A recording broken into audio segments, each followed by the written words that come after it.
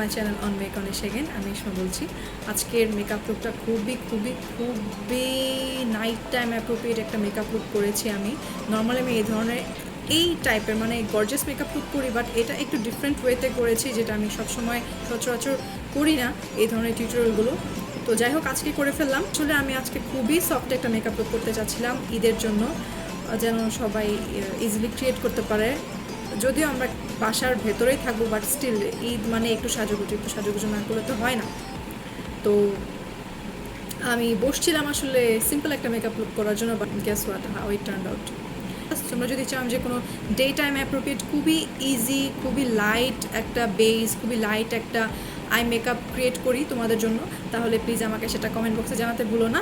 And অনেক দিন হয়ে গেছে আমাদের জীবনটা আসলে একটা জায়গায় থমকে গিয়েছে, আমাদের সব কিছু ঘরের ভেতর থেকে করতে হচ্ছে।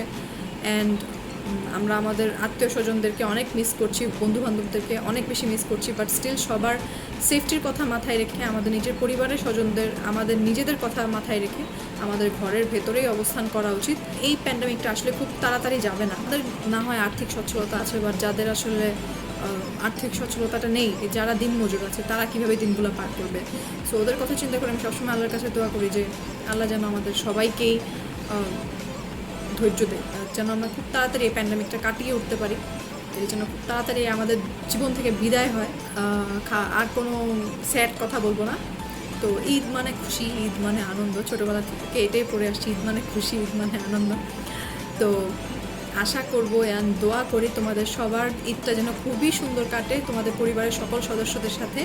সবাইকে ঈদের অনেক শুভেচ্ছা। ঈদ মুবারক।